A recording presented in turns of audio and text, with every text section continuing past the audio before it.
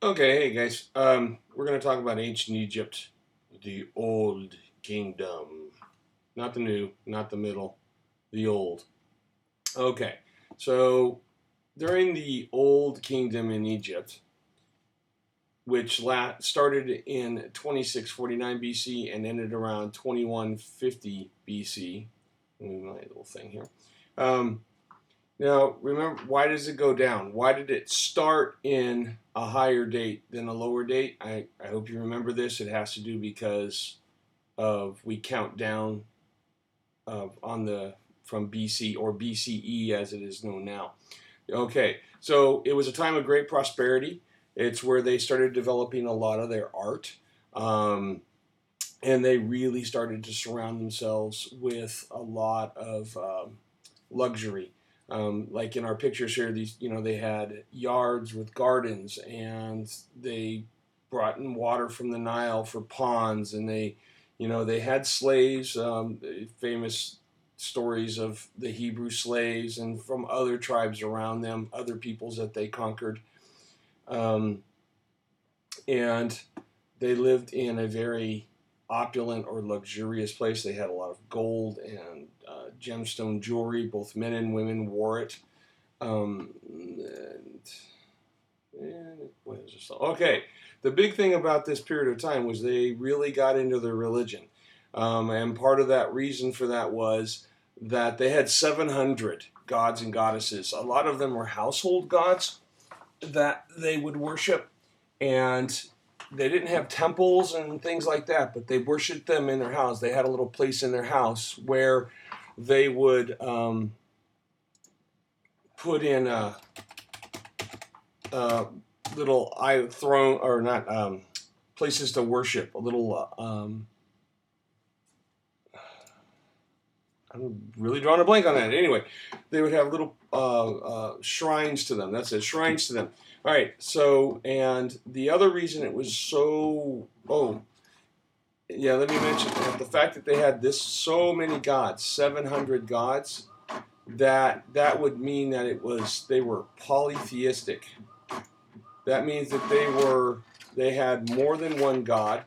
They worshipped um, them all, and some were more important than others in their minds. And there's some other reasons that we'll get into later for that. Their leader, who was the pharaoh, he was thought to be one of these gods. He was believed to be the incarnation or the human form, the living human vessel. The spirit of Horus was in him. So, of course, he was really powerful. Nobody would want to question him because who wants lightning bolts raining down on your family, right? So the Pharaoh controlled everything. He controlled the Nile's flooding and anything that they needed to survive. He if the crops did well, it's because of Pharaohs.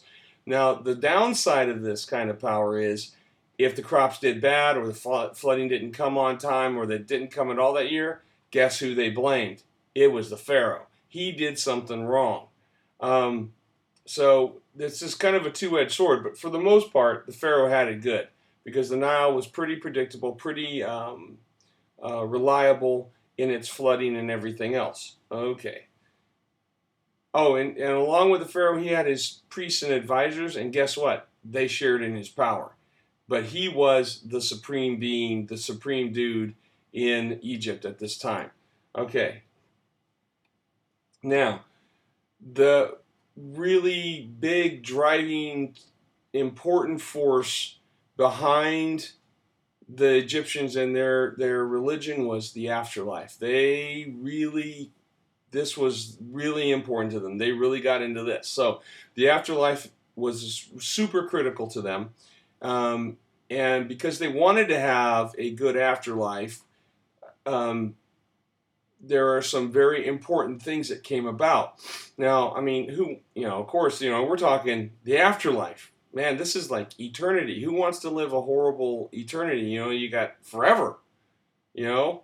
And would you want a bad one? So they had to do certain things. And part of that was they started to do things that would make their lives, their afterlives, as comfortable as their living lives. So the pyramids were built to house the pharaohs because of the afterlife. Embalming and mummies were a result of the afterlife belief.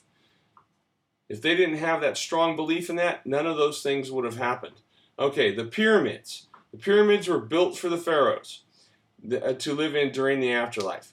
They look really cool, but there were problems with them. What would be some problems that you would have with the pyramids? I'll give you a second. Think about it. Write them down. Remember, when you're watching this thing at home, if you do watch it at home, make sure you write down any questions that you have, anything like that that's that you need answered, so we can talk about it in class. And I'd like to try to get through some of this,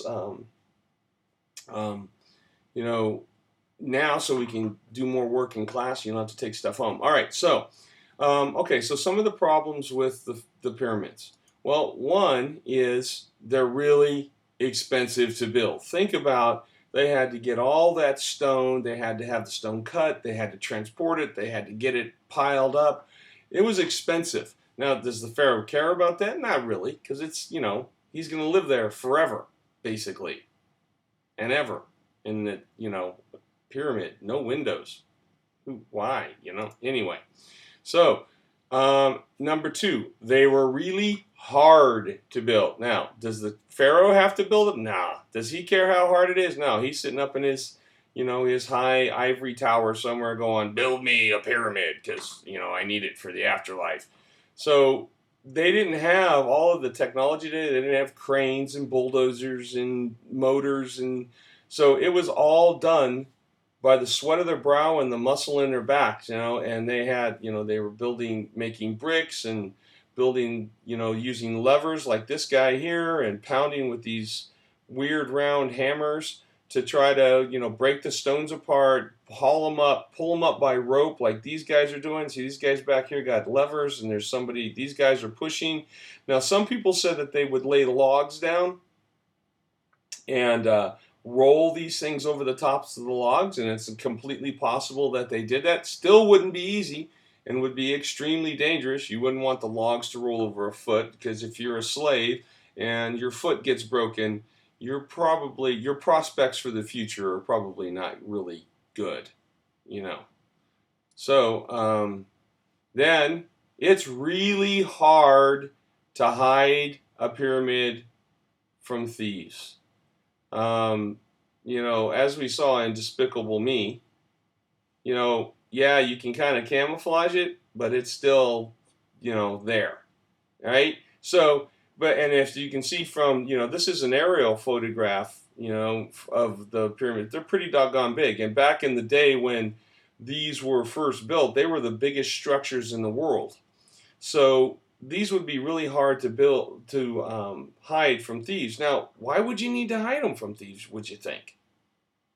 Why would this be like a priority? Think about it. Talk to your partner about it. Oh, wait, if you don't have your partner because you're at home, then talk to your mom or dad about it, your brother or sister, your dog, somebody, get some ideas flowing. Anyway, it would be hard because, there's people still alive. They know that there's all kinds of riches in these things. Now, they would have guards sometimes who would live in, little villages around the pyramids, but they had to be maintained also. They had to be fed and sheltered and clothed and, again, adding to the expense. By the way, interesting fact about these things. Which side of the Nile do you think the pyramids were built on? And why do you think they were built there? Well, let me tell you why. Or what? Where they were built. The pyramids were built on the west side of the Nile. Why do you think that is? Well, I'll tell you why. Because the sun goes down on the west side. The sun dies on the west, in the west, every day. In their eyes, the sun would die every day. And on the east, when it come up in the morning, on the east side, in the east, when the sun come up every morning, it was reborn. So they built the places of death on the west, and the places of living, your villages, your houses, all that stuff, on the east side. Now, I would imagine, the guards had to live over here on the dead side, but, they were being fed well and they were being taken care of and their families were there. So, and they were alive. So I'm guessing they probably were scared of ghosts, but who knows. All right. So also that you also, no, I'm sorry, not you. The Egyptians also believed that you needed to have your body. I guess I better make some corrections here, huh? The Egyptians also believed that you needed to have your body with you in order to live the life in the afterlife. Okay, so they invented the process of embalming and mummification, and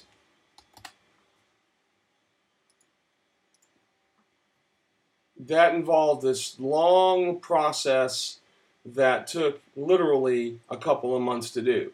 So the guy or the person dies, right? So then the priests and their helpers had the job of washing that body down and making sure it was clean and, smelled good and all that sort of thing. Then the second part is they would make an incision on the left side of the body and they would remove all of the internal organs except one, and I'll tell you about that in a second. But why would they have to take out the internal organs? Because those are the first things that start to rot when you die. Okay, so they would take them out, they would preserve them, and then they would, many cases, they would put them in what are called canopic jars, and I'll show you some of those in a second on here. Anyway, then these guys, they took those out, they preserved them.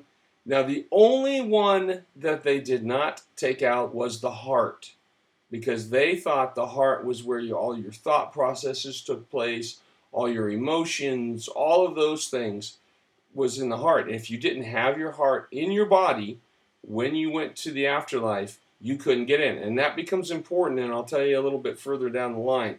All right, so they took all your internal organs out. Then they put, it's kind of like a salt. It's, I can't remember what it's called now. Anyway, so they covered it in this, and they stuffed it with this salt type product, which would help to dry out the body, keep it from going all nasty, and they would leave it sit for a while this happened. And I think it was 40 days, if I remember correctly, that they would let it sit with this stuff all over it.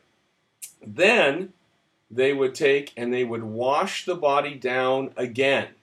Now this was the important part of this was that it had to be with water from the Nile, because the Nile, remember, was sacred to them. So they would take water from the Nile, wash the body all down again, and make sure that it was clean and all the salty stuff was off. And then they would rub it with oils and spices that would keep it smelling good. They would stuff it with sawdust and all kinds of stuff to make it look like it still had all of its internal organs and things in it. And they would put oil on the skin and spices to make it smell good. And the oil would also help to keep the skin supple, so that it would look more lifelike.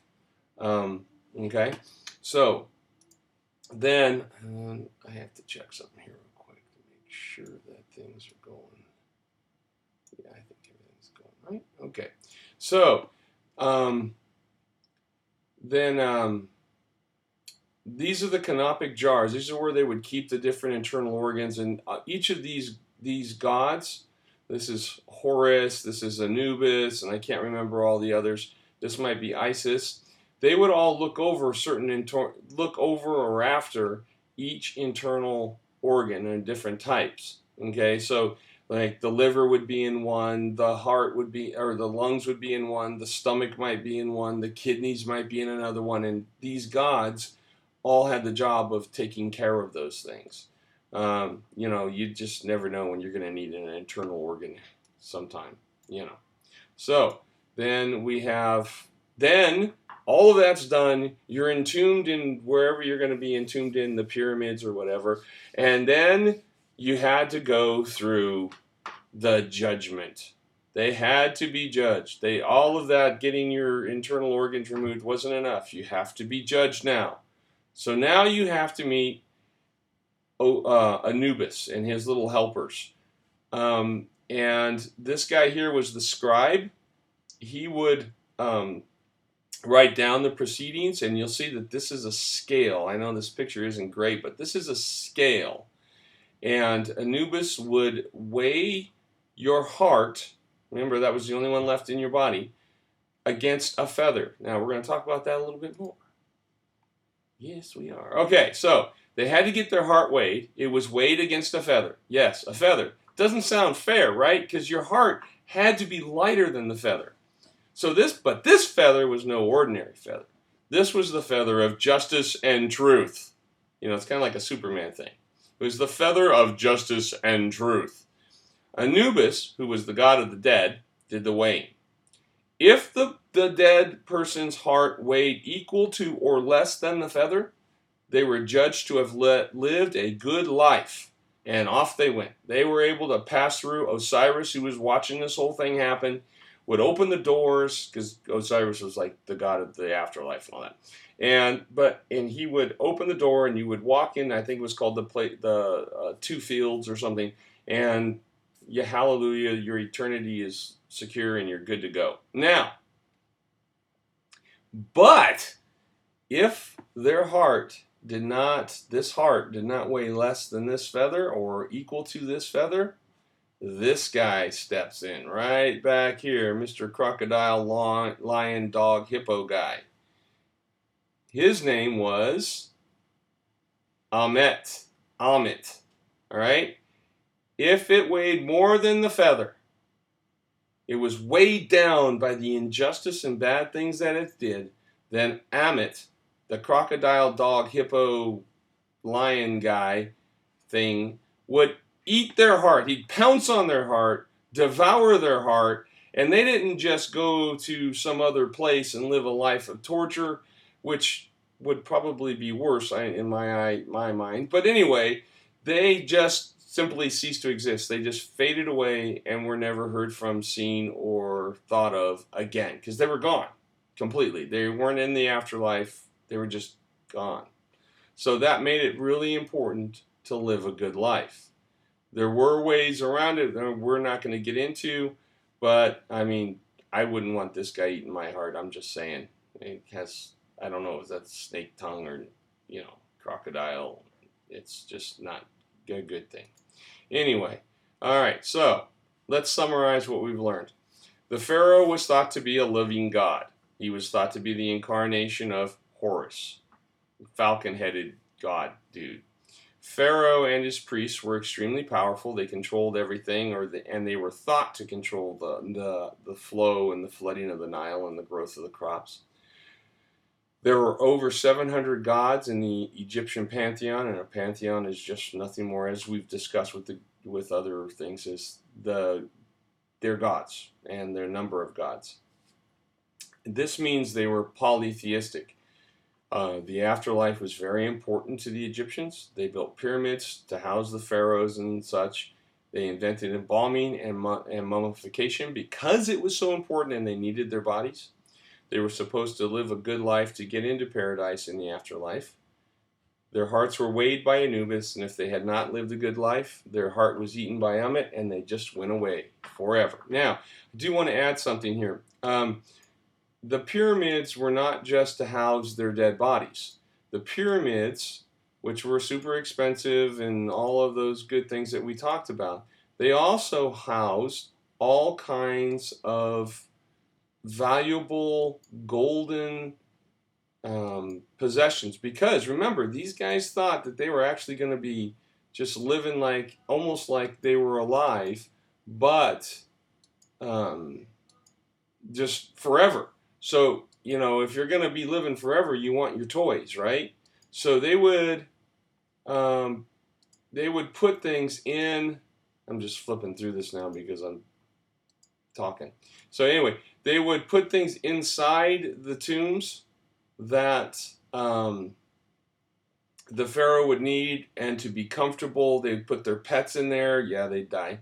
They'd be mummified too, by the way. Their cats. Cats were a big deal to the Egyptians, and they would put their cats in there, and they would mummify the cats, and because you want Fido and Serafina with you, right?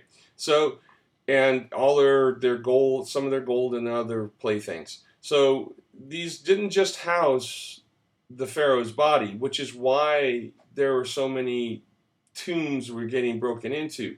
Now these were a little bit more difficult than some of the other ones that were built later on, because they did stop building pyramids a little bit later. Yay, my phone's ringing. All right, so anyway, guys, I'm going to stop here. If you have any questions, please bring them. I'll post this on the Edmodo. Hopefully you saw this on Edmodo or YouTube or something, all right? So ask me some questions tomorrow in class, all right? Thanks, guys. Talk to you later. Bye!